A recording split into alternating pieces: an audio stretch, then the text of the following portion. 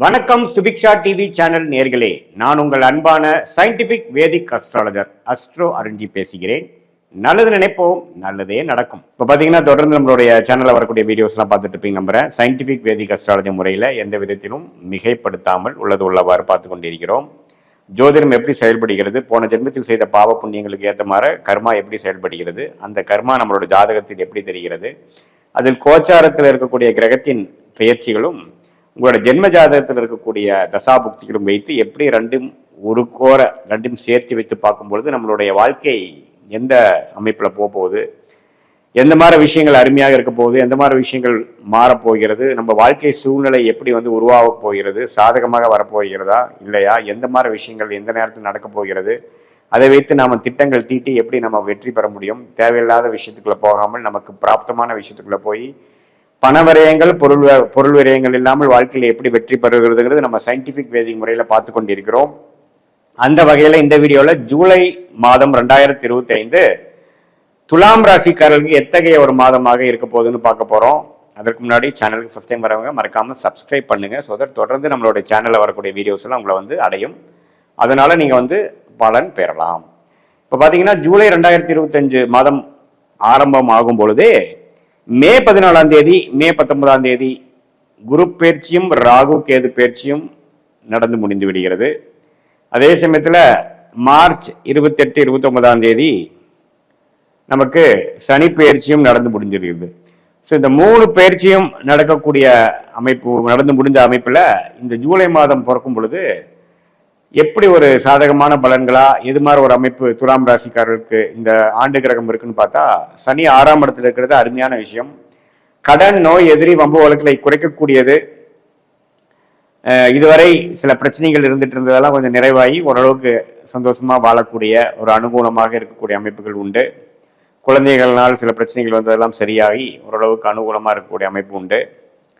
அதே சமயத்தில் ராகு பார்த்தீங்கன்னா 5ஆம் இடத்துக்கு அதே சமயத்தில் கேது 11ஆம் இடத்துக்கு வரும் பொழுது அந்த ராகு கேதுகளால் குழந்தைகள் விஷயங்கள், பூர்வீக விஷயத்தில் சில விஷயங்களுக்கு கான்சென்ட்ரேட் பண்ண வேண்டியது இருக்கும்.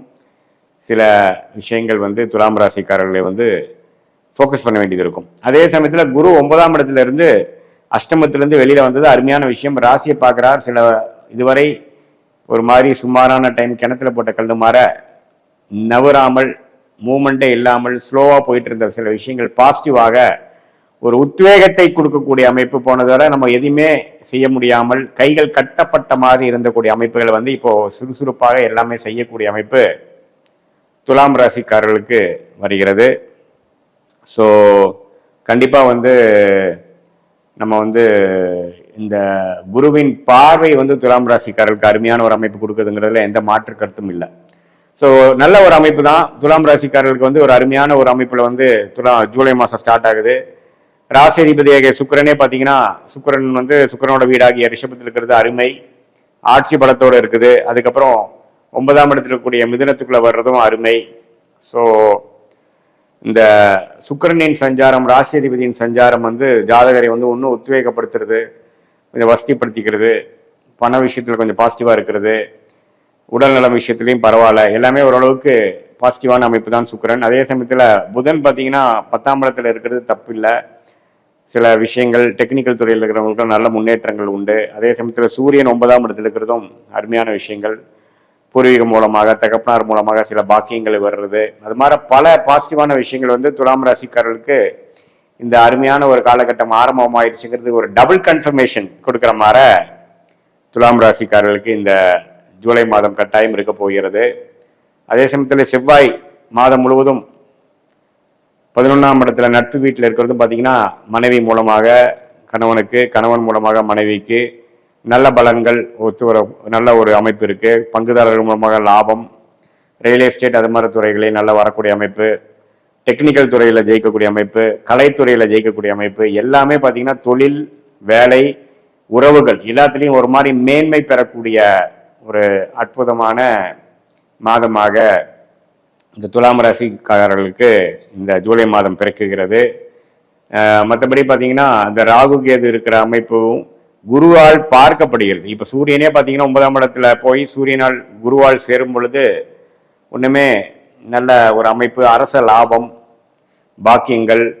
அப்புறம் 5ஆம் இடத்துக்கு குரு பார்க்கறதுனால அந்த வெளிநாடு விஷயங்கள், இம்போர்ட் எக்ஸ்போர்ட் விஷயங்கள், இது எல்லாத்துலேயுமே ஓரளவுக்கு லாபங்கள், ஒரு புதுசாக ஒரு கான்டாக்ட் கிடைக்கிறது, அது மூலமாக போய் வெற்றி அடைகிறது, அது மாதிரி பல பாசிட்டிவான விஷயங்கள் நிறைந்ததான ஒரு அமைப்பை வந்து கொடுக்கக்கூடிய ஒரு அமைப்பு தான் இந்த ஜூலை மாதம் அமைப்பு. இது வந்து ஆண்டு கிரகத்தின் அமைப்பும் சூப்பராக நல்லா இருக்கு. அதே சமயத்தில் மாத கிரகமாகிய சுக்கிரன், புதன், சூரியன், செவ்வாய் எல்லா அமைப்புகளும் ஓரளவுக்கு சாதகமாக இருக்கிறதுனால சிட்டிசன், அதாவது சீனியர் சிட்டிசனுக்கெல்லாம் பார்த்தீங்கன்னா ஓரளவுக்கு பாசிட்டிவான விஷயங்கள், அவங்க செய்ய வேண்டிய கடமைகளை ஓரளவுக்கு நல்லா செய்யக்கூடிய அமைப்பு. அதே மாதிரி நடுத்தர வயதினருக்கு, தொழில் அமைப்பில் இருக்கிறவங்களுக்கு, வியாபாரம் தொழிலில் நல்லா ஜெயிக்கக்கூடிய அமைப்பு, புதுசாக ஒரு பங்குதாரர் மூலமாக ஒரு தொழில் ஆமிக்கக்கூடிய அமைப்பு.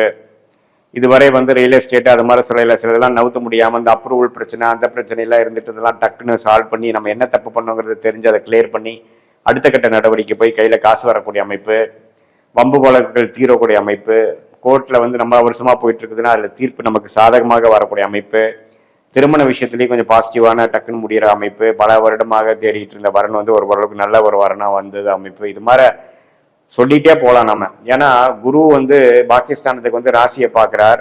அஷ்டமத்திலேருந்து வரும்பொழுதே பார்த்தீங்கன்னா ஸ்லோவாக போயிட்டு இருந்த வாழ்க்கை திடீர்னு ஓரளவுக்கு உற்சாகப்படுத்துகிற மாதிரி இருக்கும்.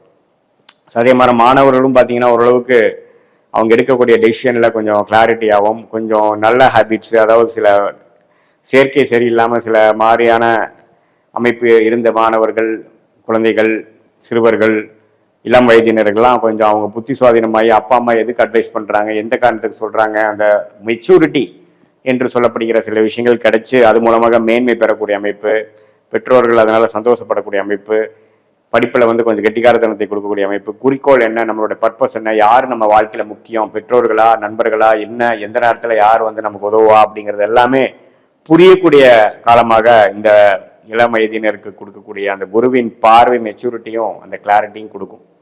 ஸோ இதுவரை பார்த்தீங்கன்னா எல்லாமே கொஞ்சம் ஸ்லோவாக போயிட்டு இருக்குது. மனசில் ஒரு சொல்ல முடியாத ஒரு இறுக்கமான ஒரு சூழ்நிலை, ஒரு நம்ம முதல் மாதிரி நம்ம இல்லை, ஏதோ ஒரு குறையோட வாழ்கிறோம், மனசு கொஞ்சம் சுணக்கம் அடைகிறது அப்படிங்கிற மாதிரி வாழ்ந்து கொண்டு இருந்த துலாம் ராசிக்காரர்கள் இப்போ கொஞ்சம் தெம்பாகி இப்போ நம்ம என்ன பண்ணணும், இந்த பிரச்சனையிலேருந்து வெளியில் வர்றதுக்கு என்ன அப்படிங்கிறது கடவுள் அந்த சொல்யூஷனை காட்டி அதை நோக்கி நம்ம போகக்கூடிய அமைப்பு கட்டாயம் உண்டு. அதுக்கு வந்து ஆரம்ப கட்ட ஒரு மாதமாக ஜூன் ஜூலை மாதங்கள் இருக்கிறது. அதில் ஜூலையும் ஒரு நல்ல ஒரு பங்கு பெறுகிறது. ஸோ இதெல்லாம் கூட்டி கழித்து பார்க்கும் பொழுது இந்த கோச்சார அமைப்பு வந்து ரொம்ப நல்லா இருக்கு. மாத கிரகங்களோட அமைப்பு நல்லா இருக்கு, ஆண்டு கிரகத்தின் அமைப்பு நல்லா இருக்கு.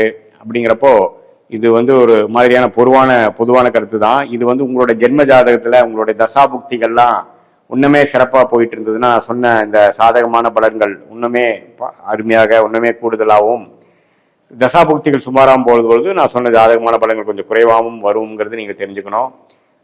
இது வந்து பொதுவான பலன். பட் உங்களோட ஜென்ம ஜாதகத்தை நம்ம தீராக பார்க்கும் பொழுது இது ரெண்டையுமே நம்ம மிக்ஸ் பண்ணி உங்களோட தசாபுக்திகளை வைத்து பார்த்து இப்போ ஜென்ம ஜாதகத்தில் நீங்கள் என்ன தேதி எந்த நேரத்தில் பிறந்தீங்கெல்லாம் பார்த்து லக்னம் என்னெல்லாம் பார்த்து சொல்லும் பொழுது துல்லியமான பலன்கள், உங்கள் வாழ்க்கையில் முடிவெடுக்கக்கூடிய பலன்கள், கிளாரிட்டி கொடுக்கக்கூடிய பலன்கள் நம்ம சயின்டிஃபிக் வேதிக் அஸ்ட்ராலஜி முறையில் கண்டிப்பாக பார்க்க முடியும். அதனால வாழ்க்கையில் கரெக்டான முடிவுகளை கரெக்டான நேரத்தில் எடுத்து தேவையில்லாத சமய விரயங்கள், பண விரயங்கள் செய்யாமல் நம்மளுடைய பிராப்தத்துக்கு நிகரான நம்மளுடைய செயல்பாடுகளை செய்து வாழ்க்கையில வெற்றி அடைய முடியுங்கிறத நான் கேட்டுக்கிறேன். மீண்டும் நம்மளோட மற்றொரு காணொலியில் சந்திப்போம். நன்றி, வணக்கம்.